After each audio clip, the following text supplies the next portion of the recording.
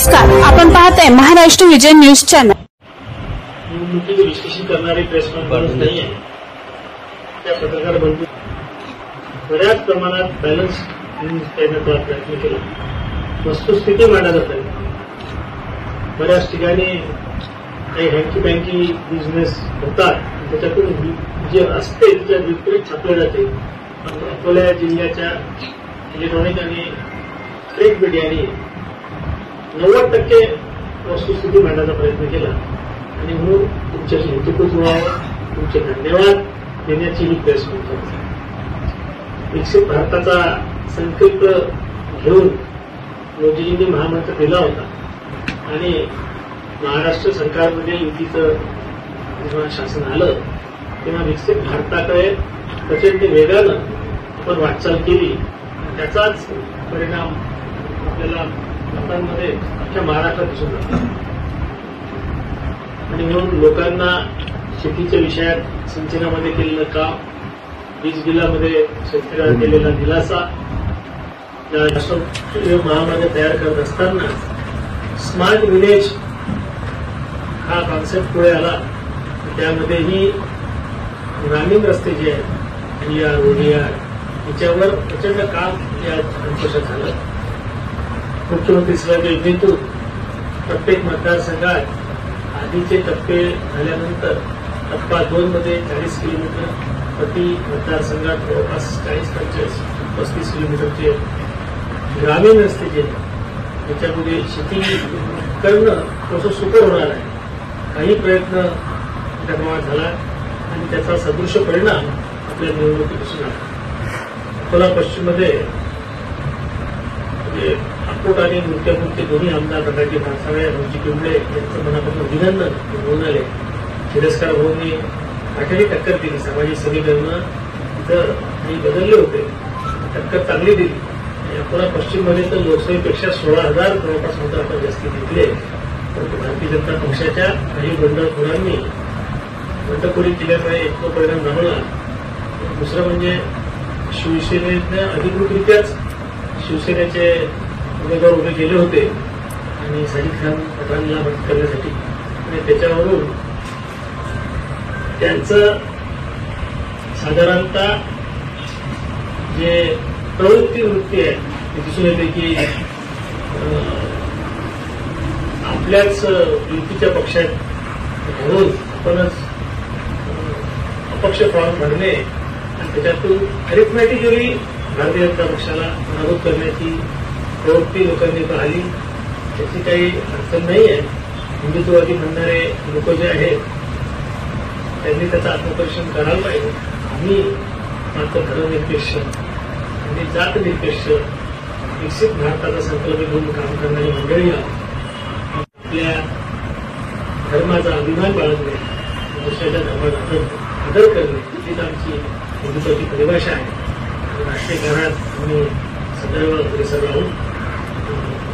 विजयभाऊचा पराभव काही प्रमाणात मनाला दुःखी करून गेला, परंतु विजयभाऊचा तो संघर्षमय स्वभाव आहे। जेव्हा पहिल्यांदा उभे होते तेव्हाही पडले होते, नंतर ते महापौर झाले। मला असं वाटतं फिनिक्स पक्षासारखी भरारी विजयभाऊ घेतील। या निवडणुकीमध्ये खूप जास्ती प्रामाणिकता आणि मेहनत भारतीय जनता पक्षाच्या कार्यकर्त्यांनी दाखवली आणि परिवार नेहमीच अग्रेसर असतात, पण ज्यावेळेस अगदी भारतीय जनता पक्षाच्या कार्यकर्त्यांच्या खांद्याला खांदा लावून त्या प्रचंड प्रमाणात बैठकांच्या सत्रातून आणि विषयाची मांडणी चांगल्या पद्धतीने केल्यामुळे म्हणजे मताधिक्य त्याला मिळालं पुढे विशेषतः पश्चिममध्ये जे 16,000 मतं वाढले त्यांच्या मेहनतीचाही मोठा सहभाग आपण इथेही मान्य केलाच पाहिजे।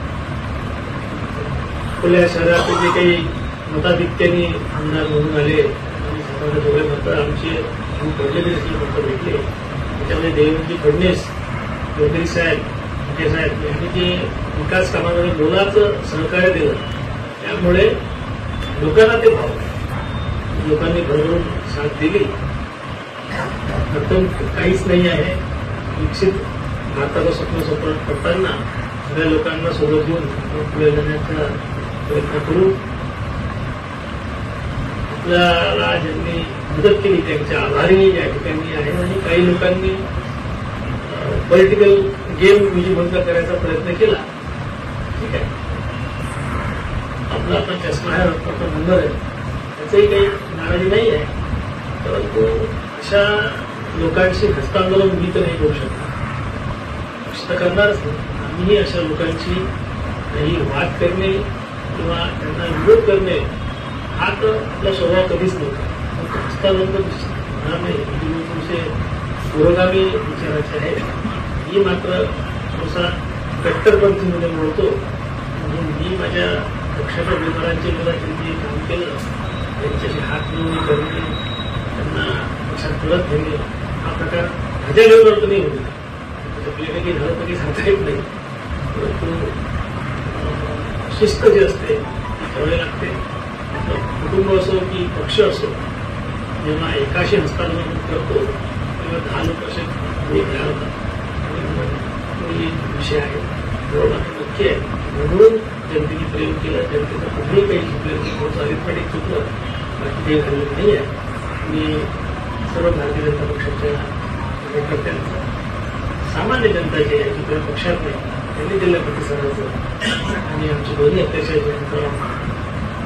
किशोर पाटील, जे सर्व आमदार वसंतराव पिंपळे, सगळे शिरस्करजी, विजयभाऊ, सगळे मंडळाध्यक्ष, सगळे तालुक्याचे अध्यक्ष, सगळे आघाडीचे अध्यक्ष, सगळे प्रकोष्ठ त्यांचे सगळे प्रमुख त्यांच्या मनापासून आपल्या मार्फत आभार व्यक्त करतो. आभार व्यक्त करतो योगीजीचे, त्यांनी आपल्या ठिकाणी घेऊन सभा घेतली. आभार व्यक्त इतर मित्रमंडळी आणि परिवार क्षेत्रातले सर्व लोकांनी सहकार्य केल्यामुळेच या ठिकाणी आम्ही पोहोचलो.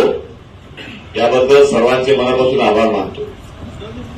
येणाऱ्या काळामध्ये सर्व पार्टीचे कार्यकर्ते व अकोला शहरातील जनतेच्या कामामध्ये पुन्हा उद्यापासून मी काम सुरू करणार आहे.